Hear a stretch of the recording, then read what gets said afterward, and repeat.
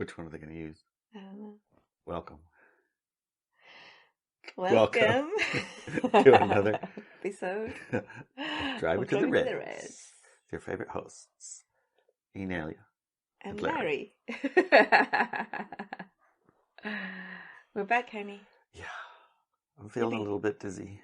Yeah, because you've had I probably need a little more sleep. I think so. I think you need more sleep and more rest. And here comes Beebe. Beeber, beeber. You can hear her going. Yeah, she knows it's time to do our recording. Yeah. Hi, Beebe. Beebe, coming up or do the recording? Yeah, you're going to come record? Oh, what a good girl. Come on. She's like, pick me up, don't pick me up. Pick me up, but I really don't like being picked up. No. Okay, well, we'll wait a little while until she gets very desperate. Yeah, and here comes Romeo. Everybody wants to. Everybody wants you now. Clunk, clunk, clunk, clunk. What would you like to talk about today? Well, pancakes, bacon and eggs. Ooh. That sounds good. And diners. With diner coffee, you know, the big thick mug that only holds about half of a cup because it's so thick. Oh. It's a little bit heavy. Yeah. But before we do that, what? I wanted to remind everybody that we have a class coming up here in August. And the class is about... Well, you say it's coming up in August. It is August. Yes. It's coming up in like a week. Yes. Well, I don't know how many days it is. It's on the 24th of August. Okay, however many days that is. Or maybe 25th. I don't know. You guys have to check the calendar. It's the 24th. It's like in a weekish. And it's the healthy and mystical ways of self-sufficiency. It's how to become self-sufficient in a healthy and mystical world. Something like that. Ways. Well, the title is... We worked on the title. So it's titled by committee. Titled by committee. And the title by committee is very nice. And it's also slightly, I'm not going to say misleading. I wouldn't say misleading either. Jeez. But people get what they pay for, honey. But when I say it's slightly misleading, I don't mean...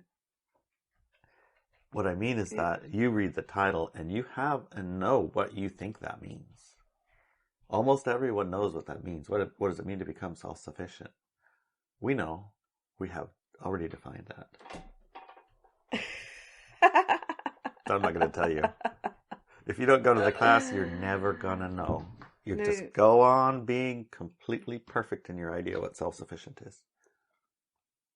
That's all. Okay, honey. No mystery there. So anyways, you can get that class by subscribing to Subscribestar. And also the last 3 months classes that are there. And then also you can get it from Walk With Me Now. Subscribe there. And if you don't like subscriptions, you can get it from the store at ineliabenz.com after the class it has been recorded. So you can download the recording.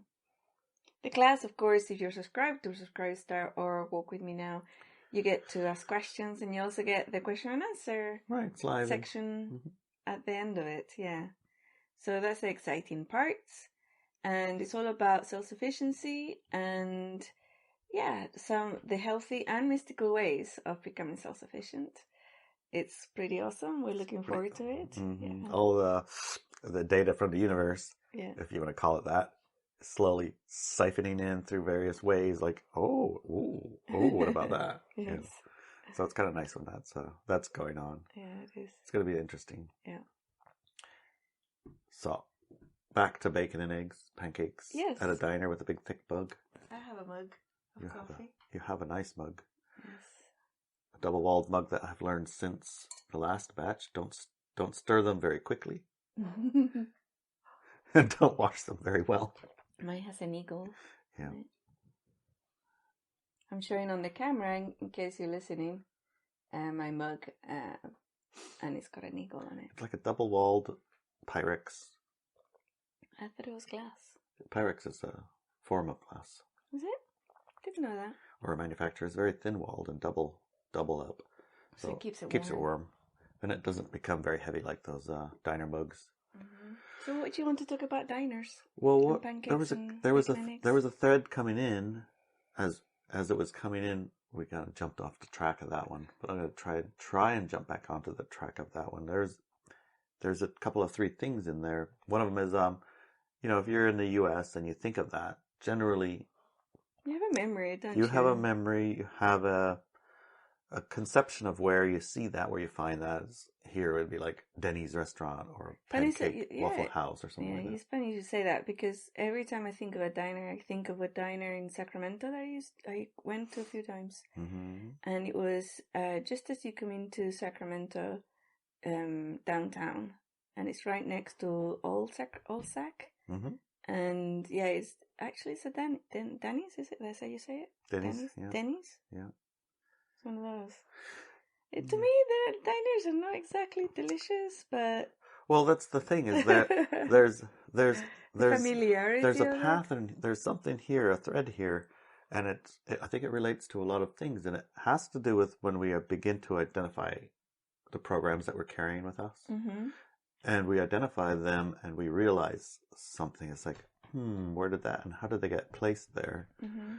So how did Denny's get in the place of pancakes, bacon, eggs, and a big thick mug of coffee? Sure, I've had it there before, but it isn't, honestly, you go there and have it, and you go like, well, that's kind of like a facsimile of what it was that I have in my memory bank. Mm-hmm. My memory bank has this thick, fluffy pancake, mm-hmm. with butter on it, and the syrup. And, you take a bite of it, and it's got little lines of structure inside of it. It makes it kind of sturdy, puffy. Mm-hmm. And you eat that, and you go, my God, that's good. And the bacon is, reasonably thick, reasonably not crispy, over the top. It's just bacon like bacon. Mm-hmm. You see it on the TV, maybe. Mm-hmm. And the eggs, of course, they're orange, and they resemble the ones we had in England, but a little bit yellower. Because the English eggs are very orange. The Denny's eggs are going to be yellow for sure, Yeah. Hi, baby. She's back. Hi, baby. Good girl. Oh, she made it. There, she made it. Okay, there's our debut. Yeah, she made it. Mm-hmm. Oh, are you plunking on the mic? Sorry, baby. Okay, there you go. Oh, she's happy now. All right, so the memory mm-hmm. that is in place when I think of those things is of a thing. And it's very personal, because you said delicious, you said the word fluffy, you said the word, yellow eggs. Yeah, and the bacon is crispy, not too bad, bacon. Nice salt to it. Yeah, and the coffee isn't like Starbucks, where it's like you drink it and you go, ooh, I drank a cup of something. It's strong. It has sometimes bitter or bite or anything. It's the kind of coffee that kind of tastes like hot water. And it's brown. Brown hot water.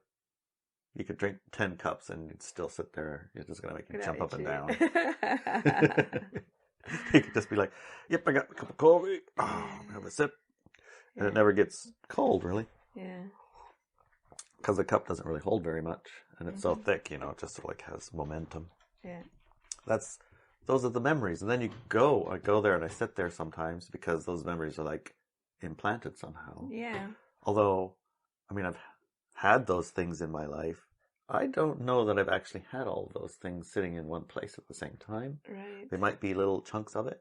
Yeah. But somehow or other, Denny's grabbed those and put them into one place and called them, this is where you get those. Yeah. And you go sit down to get that, and it's not what you order at all. What did you get instead? Well, pancakes are generally, they're not thick. Yeah. And they're kind of flat. Flat. Yeah.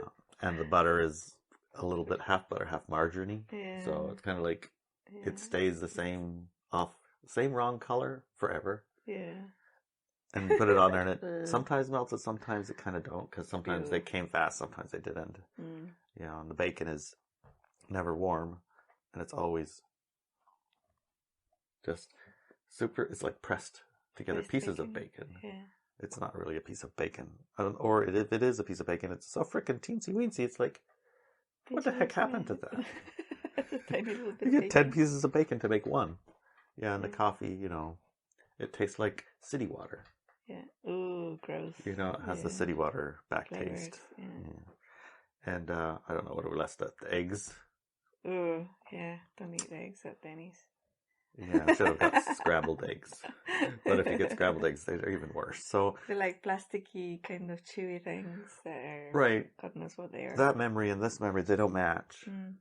But I keep going back anyway, Thinking you're gonna thinking get the it's first. going to happen again. Yes. And it never ever does. Yeah, I was gonna say it's like Denny's was never been my first option, and I've never had anything that I liked in a Denny's ever. Well, they have the word moons over my hammy, so that's a ham and egg sandwich. Okay. But it has a great name. So when we have, like, said, forget it, we ain't getting pancakes and bacon and eggs, it ain't gonna work. We can just say, we'll go get moons over my hammy, because it has a clever name.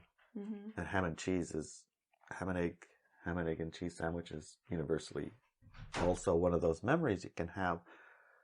Although, for me, not as, solid as the pancake one. Mm. Ham and egg sandwich, it's at least on the radar. Mm. But again, don't even bother ordering it. Oh no, it doesn't match your memory. That's the same thing with some of the ads you have on the TV. It shows this hamburger, this whatever, that looks so delicious and juicy. Or even when you go to like a place and it has a picture of a hamburger, it's all fluffy and big and beautiful, and then you get this little flat thing, all squishy and gray and like the lettuce is all dead, and like yeah, they're a bit different. The picture. It seems to me too that this has gone on and gotten more and more pronounced as time has gone on. That the memory that the stimulated memory and the reality are further and further apart as time goes on. I don't know if that's a function of us getting older, more refined taste buds, or more awareness, or what. But it's certainly true. Yeah, it is true. Yeah. That has become more apparent. And then I've seen some places have taken that somehow, that memory of what they're selling you, mm-hmm. and have made the image and the thing that they deliver look the same. Even like at Wendy's when they had that giant fish cod sandwich thing. Oh yeah, they make the it picture in big. the picture in the sandwich looked the same. Wow. But didn't taste the same. Didn't taste there was still expected. something missing. I think it's nutrition what's missing. But it's a giant piece of cod. Yeah, but it's nutrition that's missing. It's all dead. All that stuff. I don't know what they do to it, but anything that I've ever eaten from a fast food restaurant, or a diner for that matter, like a chain diner, is dead. It's just dead. There's no food or nurturing of anything there. There's like, it just fills a gap, and then the gap continues to want to be filled because there's nothing nutritious in it. That's what I found. And I think that feeling of I'm not getting what I saw. It's like your eyes see nutrition and food and everything, and then when you put it in your body, it's just fluff and it's gone. So that's how I feel about it. There's no anything inside it, And people, like, I can't remember who it was that said it, that in the US there's more starvation and famine than anywhere else on the planet, and it translates into people overeating because there's no nutrition in their food, so they're starving to death. They're just bulking up with fat, but because they're starving. And when I looked at that, I thought, yeah, that kind of makes sense to me. But I think there's like that disconnect. But I was really interested in what you said about the programming part. Right, you're that's where I want programmed to in go. one way, and you expect something, and you carry on going back to it, thinking you're going to get that, even though you haven't got it ever, even maybe.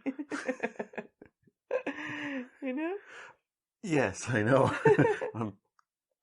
So I want to figure out how that program got placed, how they took advantage of that program. Who's they? The Denny's. Uh-huh. And how to break it. Those are three questions that I would have. Another one I want to add is that I don't know if you know, or if you noticed, I'm sure you must have, but there are sometimes, rare, but sometimes that you'll find one of those restaurants. Mm-hmm. I'm thinking of a McDonald's in Squim. We're throwing about a lot of names out here. Oh, you're not supposed to say it. Well, I went there.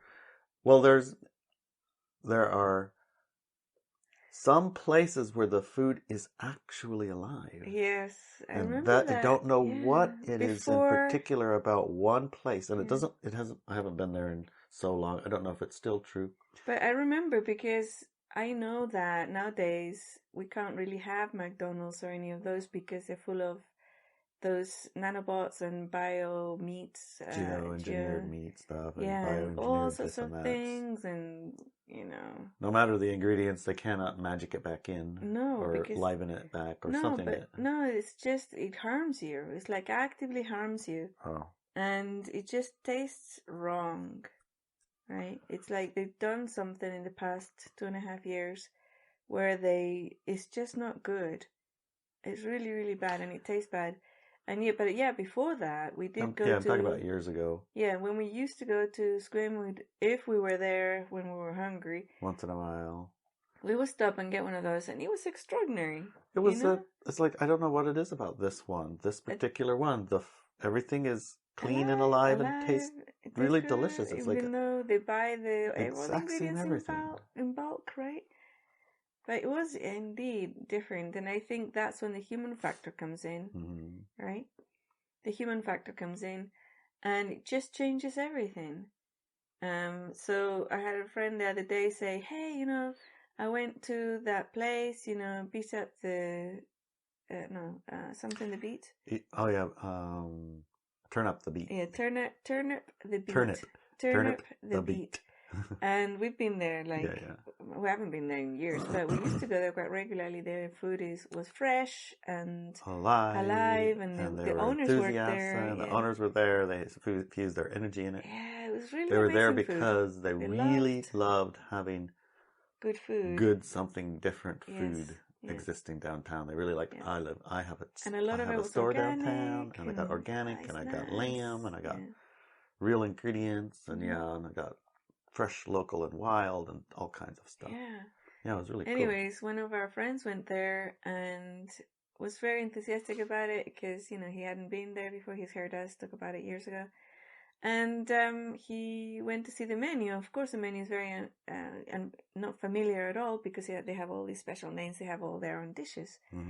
And he asked the lady behind the counter. He said, "Well, what's your favorite? What do you recommend?" And she said, "Oh, I don't eat this type of food." And he was like, "What? What type of food is this?" I know. So he just figured it out, ordered something, and he said it just didn't taste right. It just tasted disconnected and just bits of lettuce with bits of cheese with bits of whatever's, and it wasn't at all nice, right? And I think the human factor is really, really important. I think you're right. I think that's nailing it because I do remember too going to when I went to New York. It was basically ghost town. And I went to the finest restaurants and the most desirable places and whatever. Anywhere we wanted to go, we just walk right in. Yeah. And we sat and ate. And when we ate things in some of those places, they were alive. They were definitely alive. And that food was, what is this? And this isn't like unusual food. It's just like, oh, here's a piece of pizza. It's like, what is this? I don't recognize this. And Scotch foods or whatever. Anyway, the places that I went, that wasn't the hotel. The hotel didn't count. Their food was not alive, but the places that we went to eat, we had all went. These are places that normally have a 2-year waiting list. Yeah. But you could just walk in. It was pretty awesome. But they were guided to, goes here.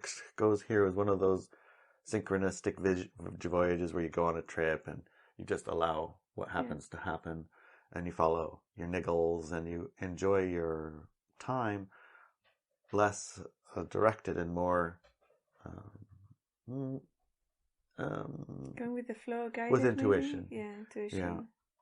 Also adding in occasional, I really, really want to go check this place out, Dad. One of those places too. Yeah.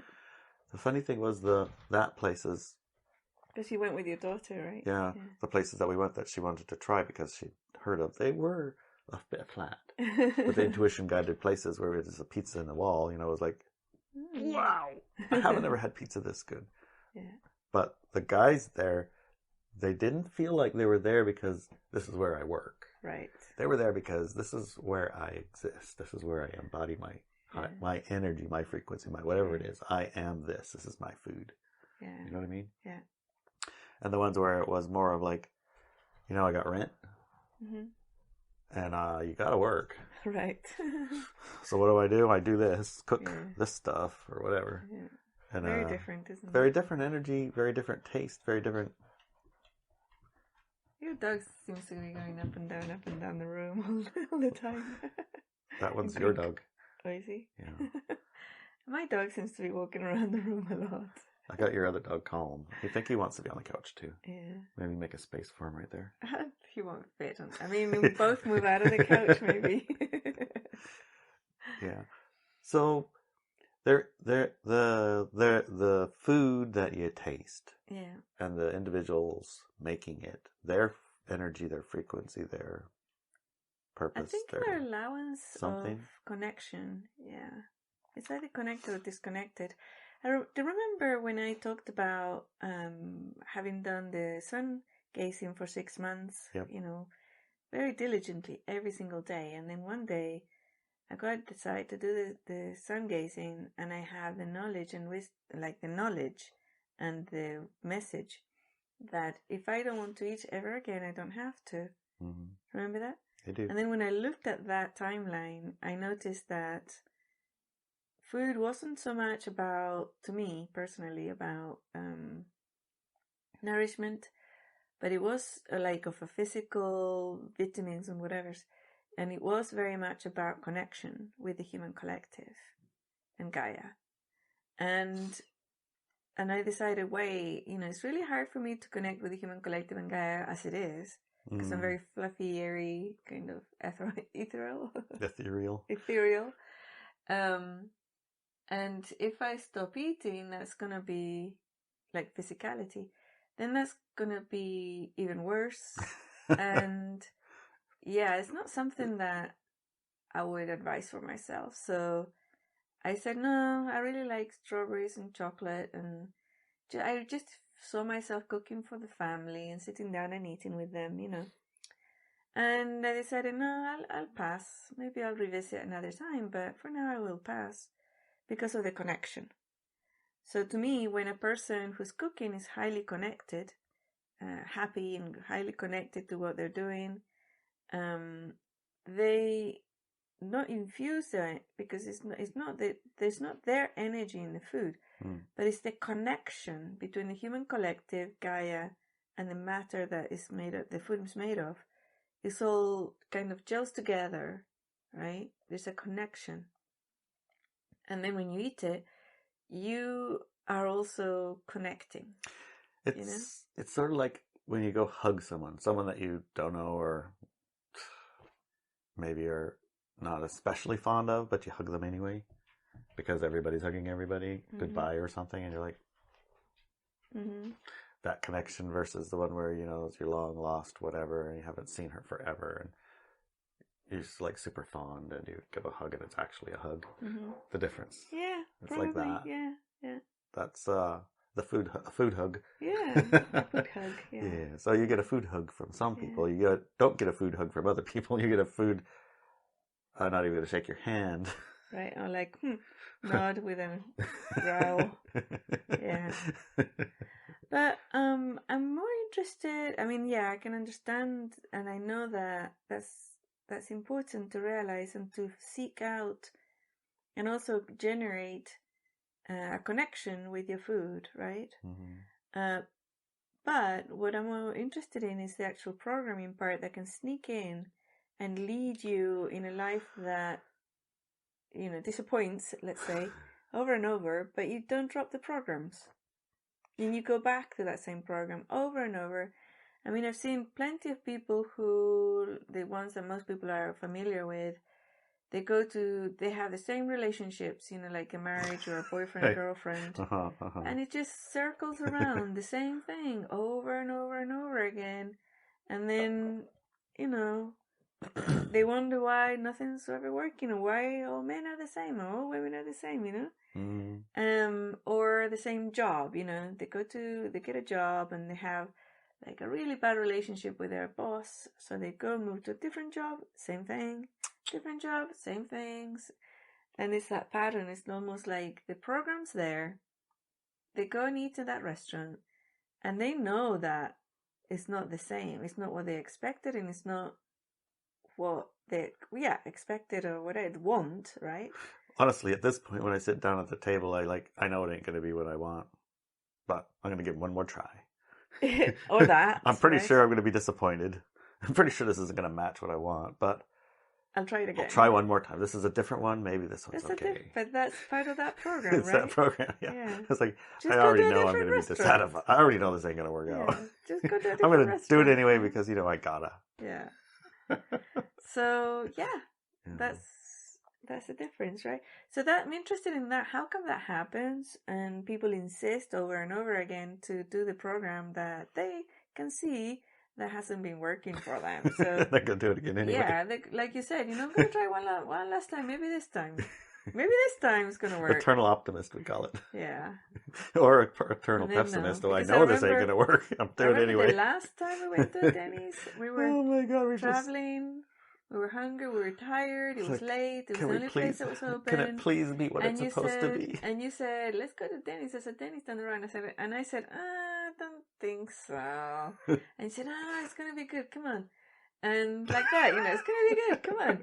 So we went there and we saw the menu and I'm like, oh, no, I don't think so. I think I'll pass, just have a glass of water, thank you very much.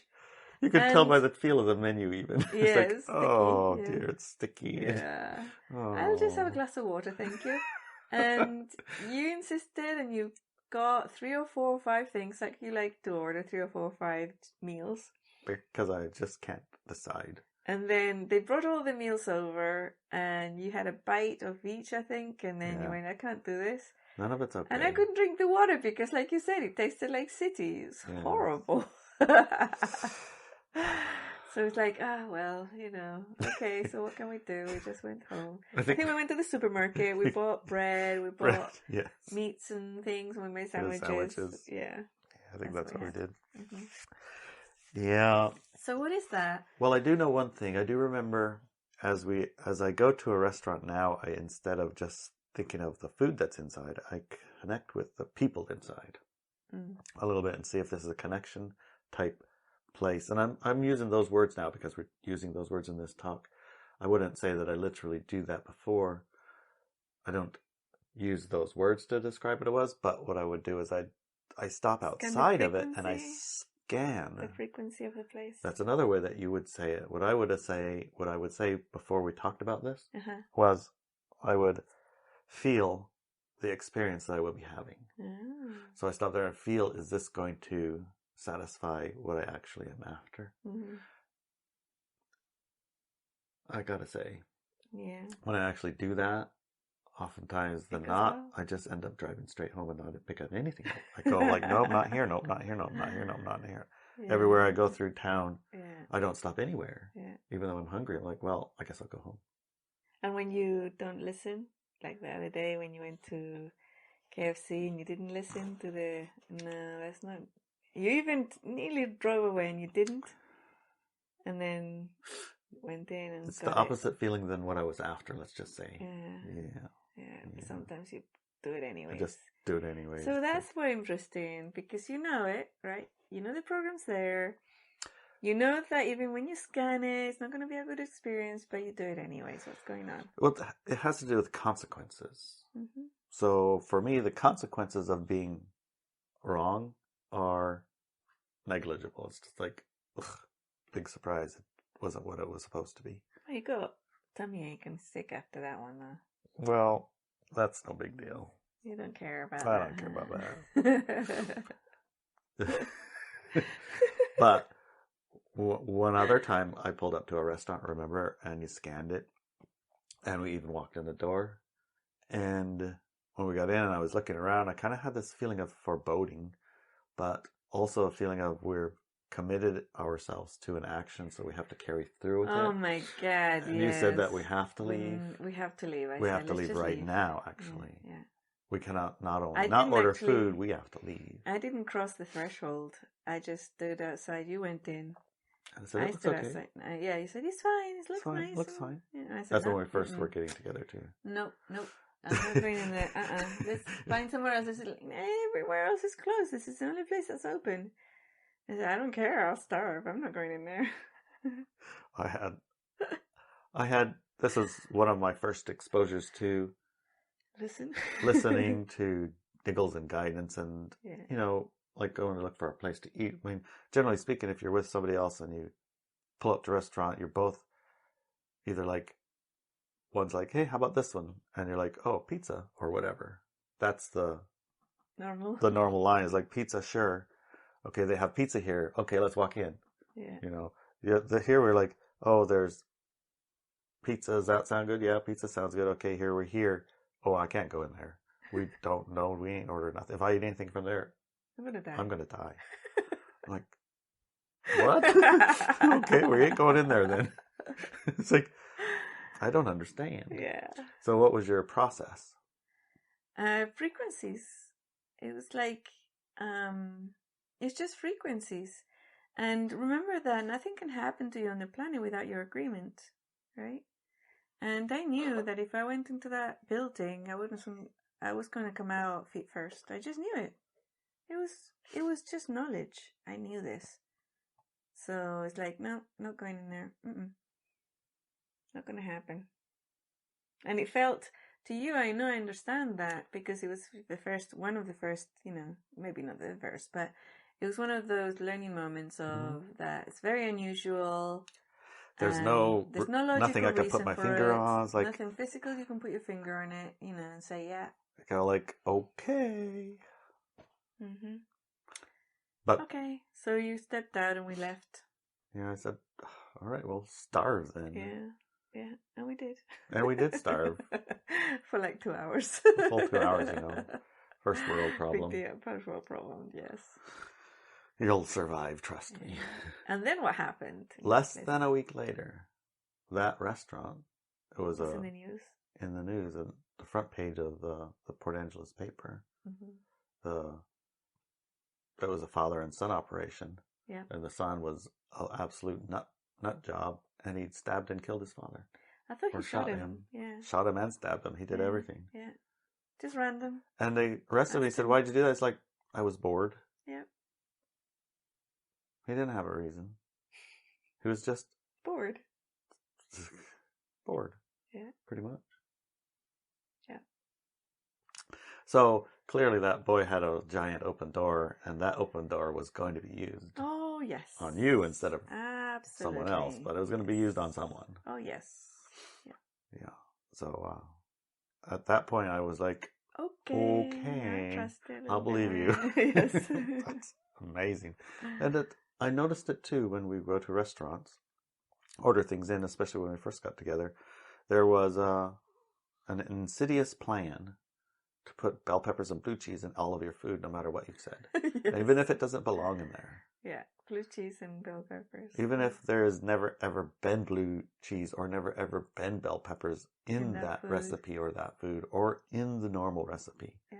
Somehow when you get it, it'll be garnished with it, or it'll be chopped up and put in it, or they'll be using some yes. Or they'll have just sliced them up with their knife. Yeah.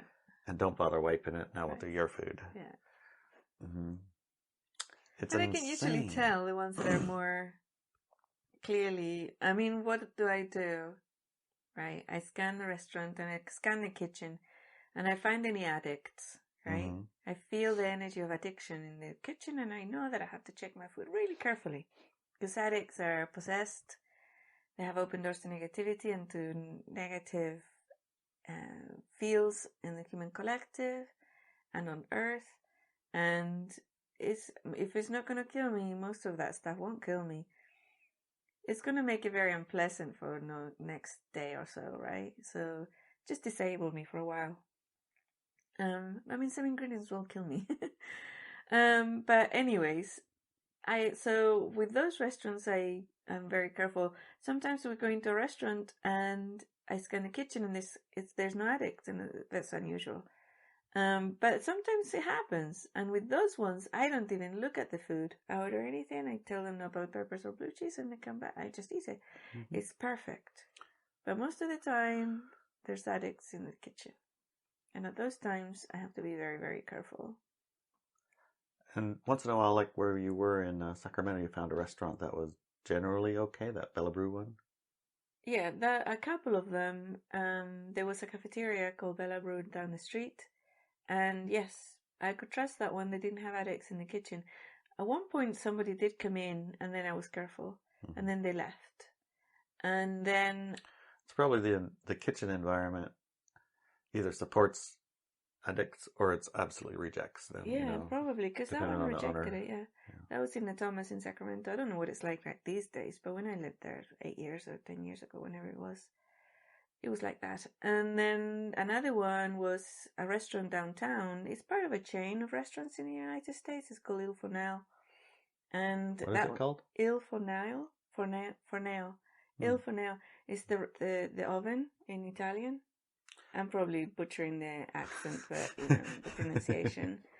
And it's part of a chain, but the one that was downtown Sacramento, they had a really good staff. Again, there were no addicts in that staff. There was an alcoholic in the bar, but there was no addicts in the so I didn't have any drinks. But in the restaurant it was good. And I would just come in, I order, and after a while they knew us really well, and they knew I didn't even have to say no bell peppers. They just knew. Mm-hmm. And it was so good, and then the waiter that we had, for years. Also, that's a sign. People stay there for years, working for years in these places.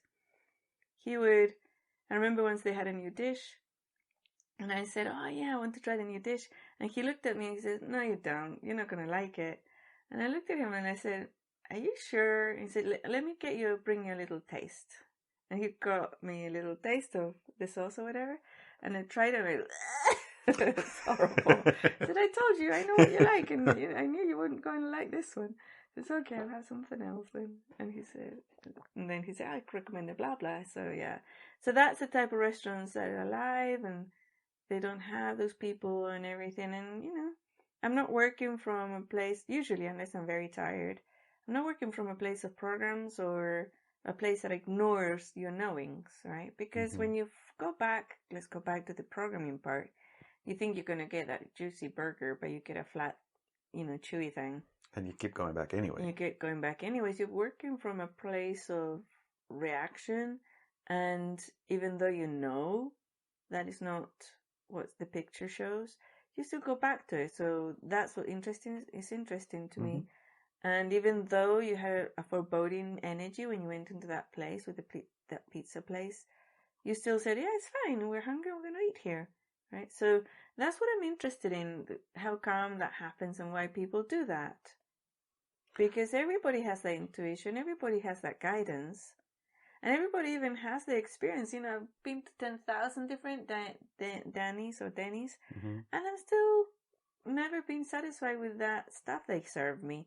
But they go back, So that's what interests me, because that is also relevant to people's lives, not just in restaurants, but the food they buy, or the shows they watch, or the streaming services they're subscribed to, the relationships they get into, the work they go and do. It's almost, it's like that. It reminds me also of people like they've already spent $90,000 on a college degree, and they know that that's not what they want, and they're unhappy with it. But because they already spent $90,000 on it, they finished spending $180,000 to finish this degree, and then they're very unhappy working at their career, right? So there's it's something kind of like they're committed to it, I think it's a program. It's a committed persistence. To the program, persistence, and it's a persistence. Yeah, that fascinates me, because that's in my work. I'm trying to get people out of those, like loops. get them out of those loops, because what do they want when they come to do the Ascension 101 course, or when they want to do the reconnection with money exercise, or whatever it is that they come to ineliabenz.com? What is it that they want? They want out of those loops, as far as I can see. Right, whatever loop that has been persistent. Poverty, for example, It's or like, whatever. yeah, It's a loop. It's a loop. Right? So what is it that keeps them there? That's fascinating to me. Well, I tend to think it has to do with basically when I just follow him through, it feels related to taking advantage of the current in the river to some degree, which means the nature of our reel is a persistent reel that has a memory and a future that's trajectory through time. And to achieve that, there needs to be persistence to things. They don't just disappear. They don't just stop existing. They don't just instantly change colors. They don't just come in and then leave. They're here and they stay here until over some period of time, long time, short time, but time, they can dissolve back into their origins, but it's not instant. And it might even be longer than you live, but it's persistence through time, and not change without the application of force of some form. And the force that's applied is, I believe they use the word entropy, or environmental impact, or individual human scrunch it up, or, somebody chew it up, but it doesn't just disappear. So the persistence in persistence in this reality that we exist, that persistence, I won't say hijacked, but I would say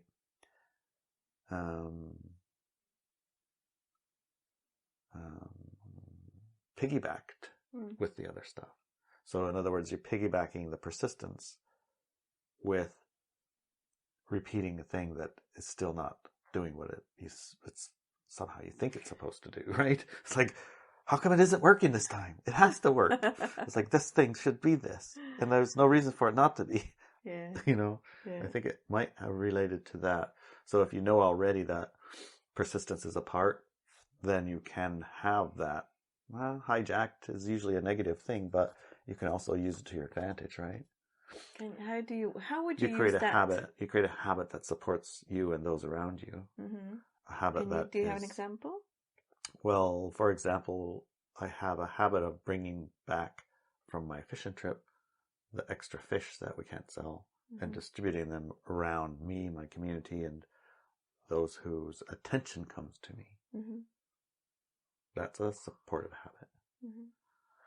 So it's more work at a time where you already are tired and oftentimes exhausted, right?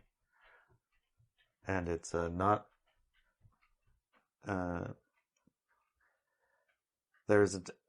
when you're done at your fishing trip, the last thing you want to do is mess around with more fish. Honestly, right? Cut a fish, fish gone, freezer. Go away. Okay, over with fish now. Go do something else. Take a shower, maybe.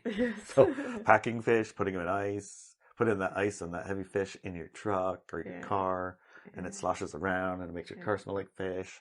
And then taking it to where there's people, and then giving them the fish is okay, but most oftentimes the ones who need the fish brought to them are also to help us to clean it or cut it or run it or all the stuff too. So there's like another job there.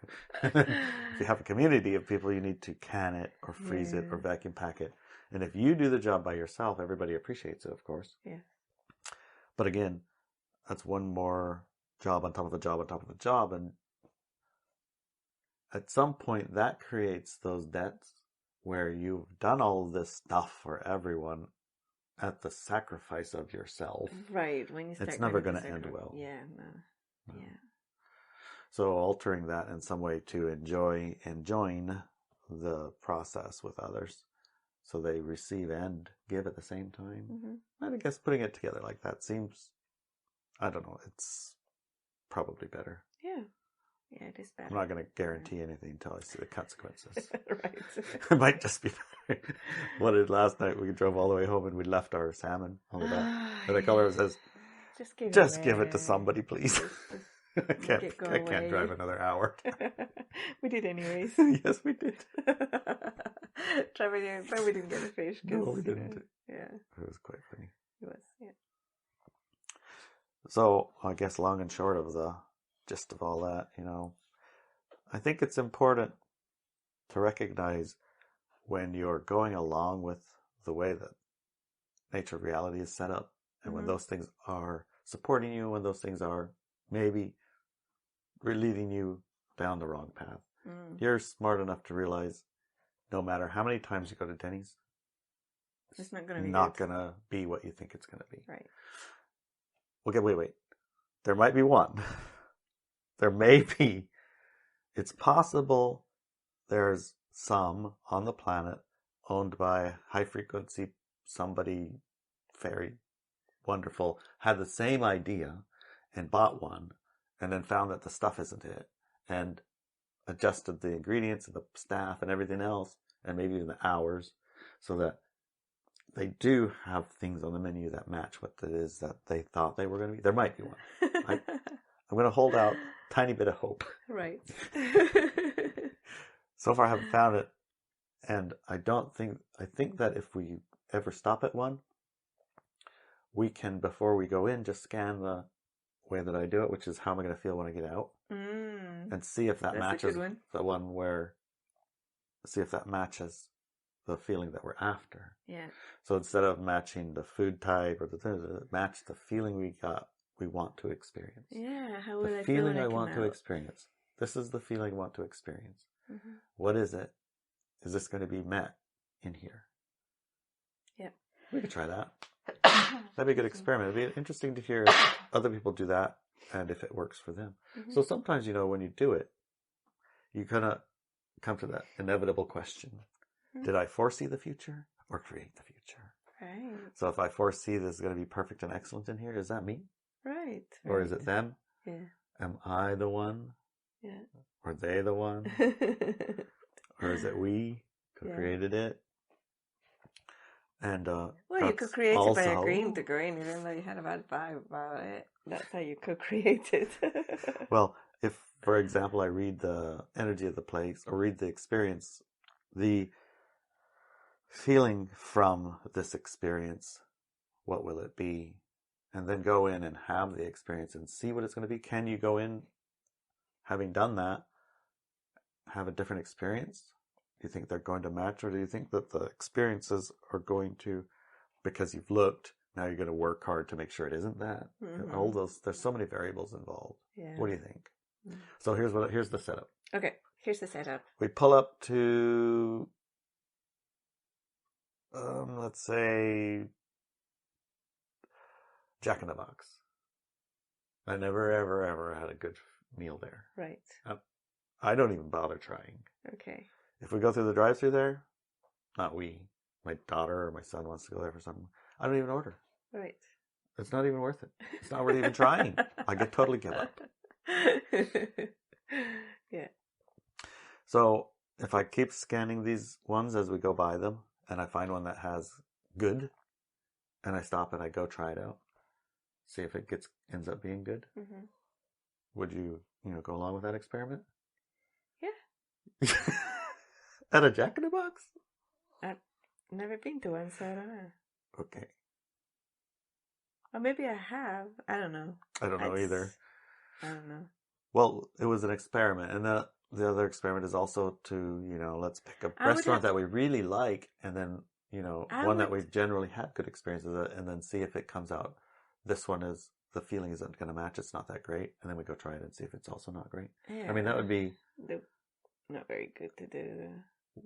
Well, it wouldn't be bad, because what we're trying to do is, with the neutral going in, I'm open to experiencing whatever the experience is. Right. I'm not going to try to make it match my scene. I just want to see if that happens. So, experimenting to see if your scenes are correct or something? I don't understand what are you trying to achieve here.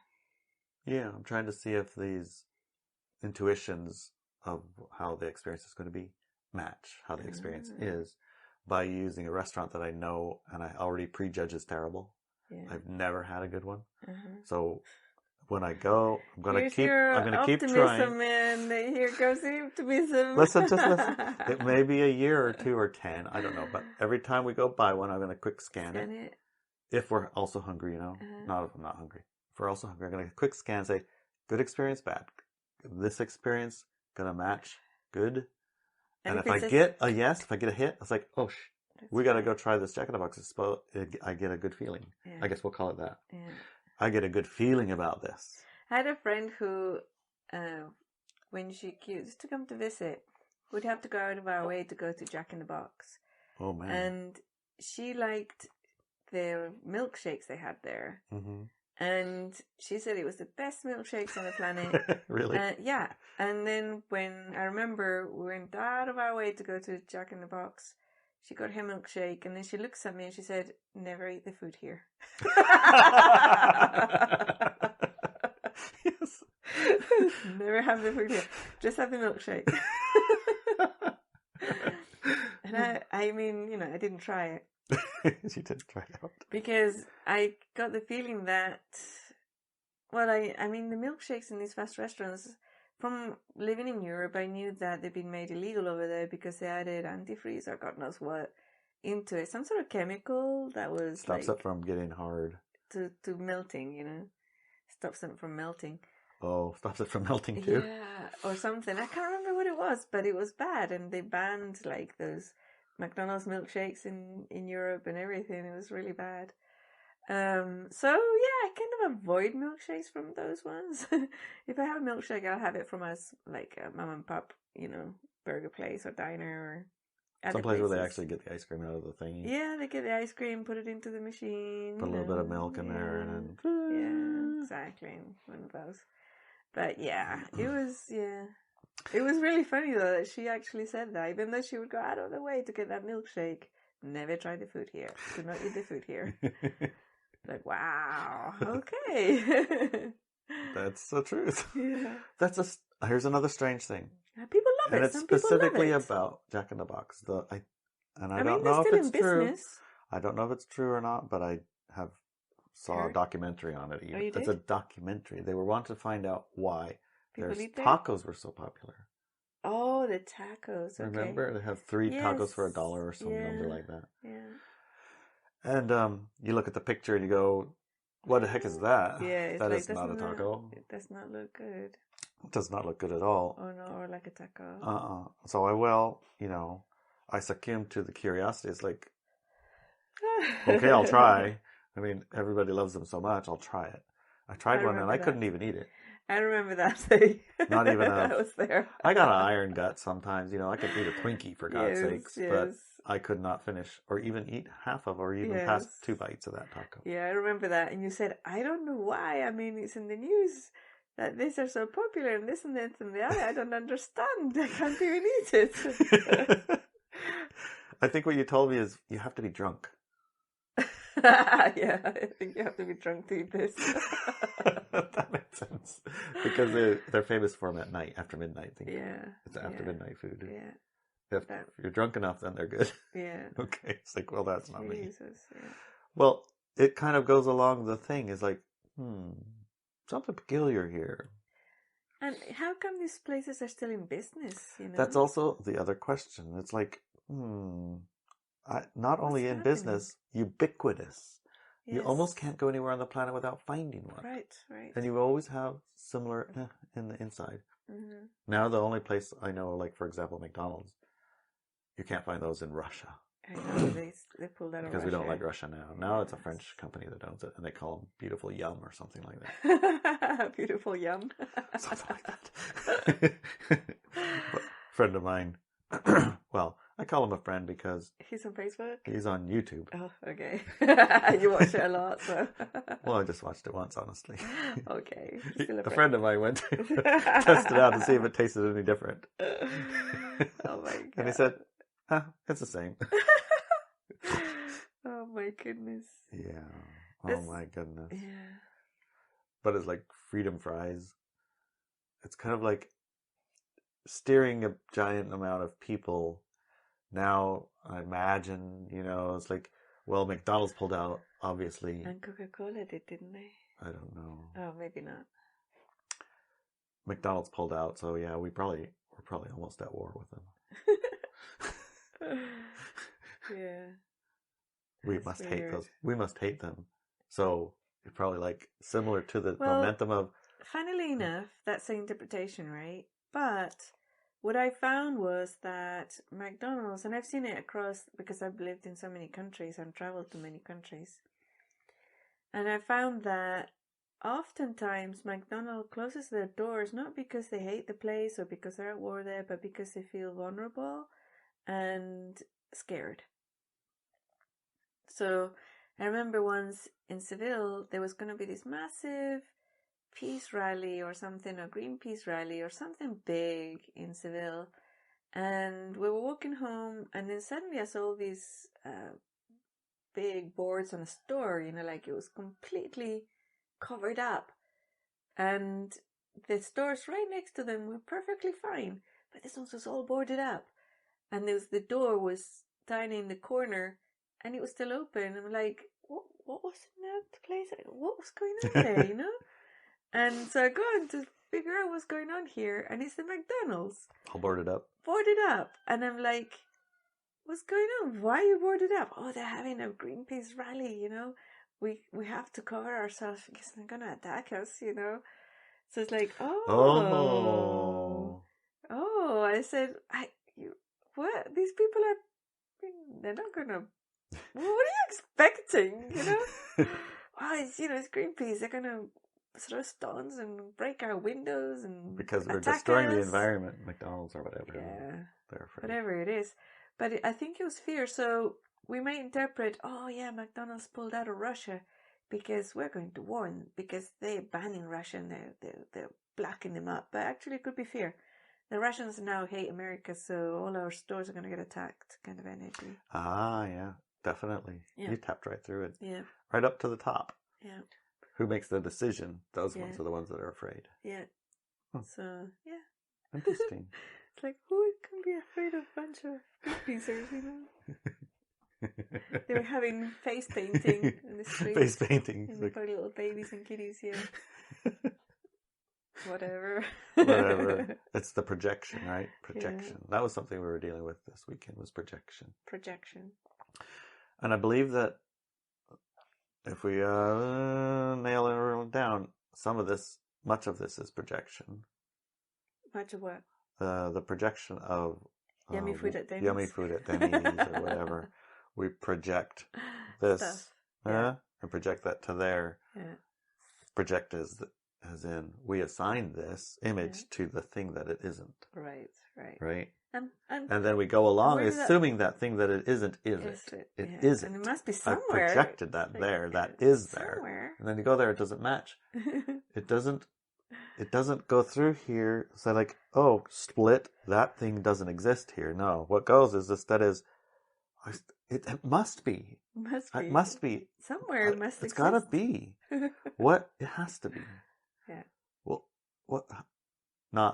It never gets through, right? Yeah. Because the projection overpowers the experience. Mm-hmm. Yeah? Yeah. Oh. So I guess we need to be aware of projections, and maybe in the second hour we could go into a little bit more detail about projection. Yes. How projection can sometimes lead us astray. It can projection via programming, right? Or programs. Sure. Yeah. I don't know. I mean, in the second hour, I guess we'll find out. Okay. What do you think? I think it's a marvelous idea. Let's do that. Okay. I'm a little bit. I'm sweating a little bit. Why? Because the idea of finding food at Jack in the Box and eating it. So you're okay trying Denny's again? Well, no, just the one. One more. Just the one, not anyone. Okay. We're not going randomly to anyone ever. Okay. We will pull into the parking lot, perhaps, but we're going to scan the experience after. The experience of has to match the image in. Yes. If those match, we'll go give it a go. Okay. Otherwise, forget about it. Forget about it. Got it. Okay. Love you, honey. Love you too.